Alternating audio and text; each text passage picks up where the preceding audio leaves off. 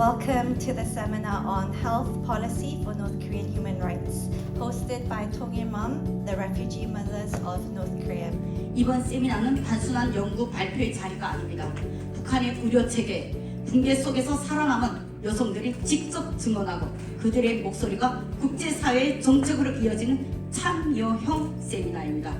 피해자의 목소리는 단순한 증언을 넘어 국제정책과 협력의 근거로 제시되어야 합니다.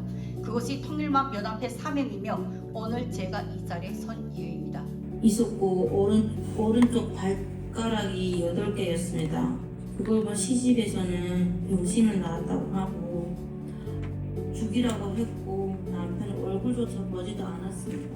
통일막 연합회의 연구 결과 3대 로드맵 정책 축을 내놨습니다. 이번 연구를 통해 제시된 모자법은 3대 로드맵은 단지 공고문이 아니라 국제사회가 함께 실천할 수 있는 구체적 행동 계획입니다. 통일막 연합회가 앞으로도 피해자 증언이 제도가 생명으로 이어지는 진짜의 변화의 길을 만들도록 하겠습니다. 감사합니다.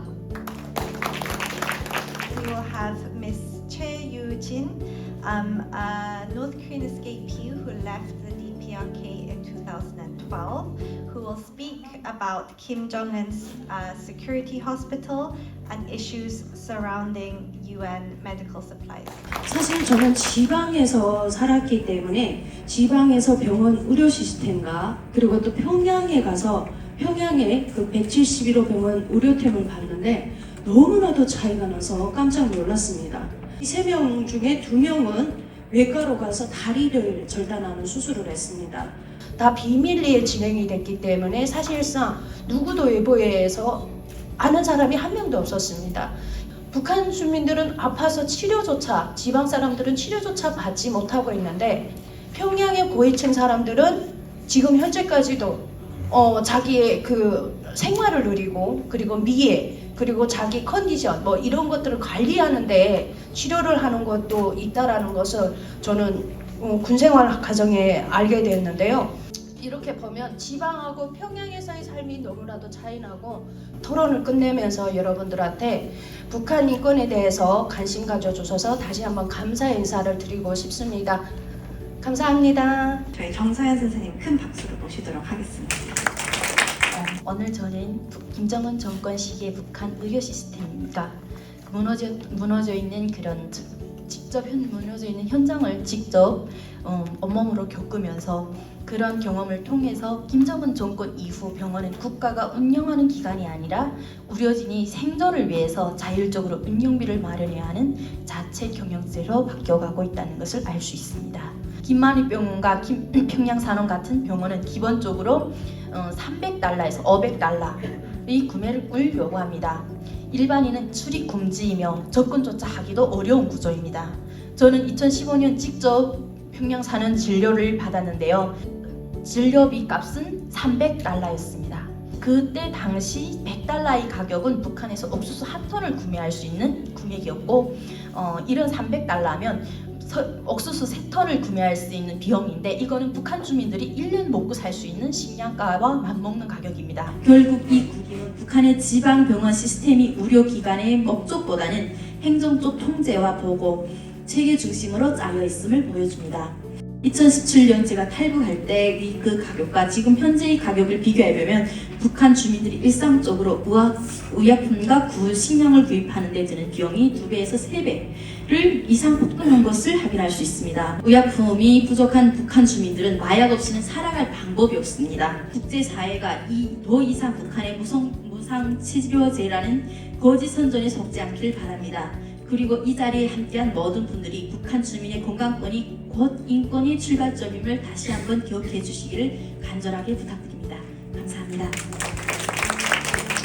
이 세션 1부에서 내부 증언으로 북한의 생체 실험에 대한 증언을 통해 현실에서 일어나는 인권 범죄임을 입증했습니다. 체계 도입, 피해자 구제 절차와 기록 보존 시스템 마련과 같은 실천적 대안을 포함해야 합니다. 이는 북한 당국이 주장하는 형식적 법령 준수를 넘어 실제 주민들의 생명과 존엄을 보호하는 방향으로 국제사회 개입을 정당화하는 근거가 될 것입니다. 네, 안녕하세요. UN 서울 인권사무소 서울사무소의 류지혜 인권관입니다. 오늘 세미나 주제에 맞춰서 그 UN 장애인 권리위원회가 최종 심의 이후 장애 여성과 아동의 권리에 대해 제기한 우려와 권고사항 그리고 향후 방향에 대해 오늘 말씀드리겠습니다. 네, 안녕하십니까. 통일연구원의 조현정입니다. 제가 발표하는 내용들은 국제기구와 북한의 공식 데이터를 중심으로 작성했습니다. 일단은 WHO의 그 보건 의료 체계라고 하는 개념이 있습니다. 한 6가지 정도로 나눠져 있는데 일단은 보건 의료 전달 체계 그게 이제 첫 번째고요. 그다음에 두 번째는 보건 의료 인력 그리고 보건 의료 정보 시스템 그리고 보건 의료 접근성 그 다음에 5번째가 보건 의료 재정이라고 되어 있습니다. 그리고 6번째가 리더십과 거버넌스로 되어 있는데요. 이 6가지 기준으로 해서 북한의 보건 의료 체계 내부 분석을 좀 해봤습니다. 국제사회, 국제 질서가 금년에 유엔 설립 80주년이고 사실 지금 이 국제인권법도 어떻게 보면은 미국을 필두로 하는 자유주의 세력에 의해서 물론 북한도 여기 참여를 했죠. 그런데 어쨌든 하고 있던 게 지금 도전인데 우리가 오늘 EU도 오셨지만 EU랑은 조금 협력을 할 수 있을 것 같은데 지금 트럼프 행정부는 인권을 별로 중요하게 생각 안 하기 때문에 그런 점에서는 뭐 강대국에 다 이렇게 한다고 해서 해결이 될까에 대해서도 힘들지만 또 다른 측면에서 보면은 또 트럼프 행정부도 영원하지 않기 때문에 어쨌든 계속 준비는 해야 된다. 때문에 북한이 국제사회와 대화하는 또 양자 간의 대화가 가능한 분야랑 잘 연계를 해서 조금 어떤 보건 협력 차원에서도 어렵더라도 계속 시도를 하는 노력들이 이러한 기초 자료들을 가지고 하면은 의미가 있지 않을까 이런 생각이 듭니다. 예, 감사합니다. 감사드립니다. 그리고 좋은 말씀해주신 5분 전문가들 통해서도 앞으로 이제 통일만의 숙제가 더 많아지가 아닌가 싶은데요. 여러 가지 국제인권 메커니즘 통해서 통일마음연합회뿐만 아니라 사실 오늘 이 자리에 계신 많은 증언자분들께서도 같이 해주시면 더욱더 의미 있지 않을까 싶습니다. 4차 UPF 때 북한이 장애인 관련된 권고안을 20개 중에서 19개를 다 수용했습니다. 수용하지 않은 권고안은 미국 정부가 권고한 거라서 수용하지 않았던 것 같습니다. 네, 이제 통일연합회를 대표를 하여 오늘 많은 분들께서 귀한 시간 내주셔서 감사 말씀을 다시 전달드립니다. 특히 오늘 오전부터 먼 길 오신 증언자분들께서 가장 수고를 많이 해주셨고 감사의 말씀을 드리고 싶습니다.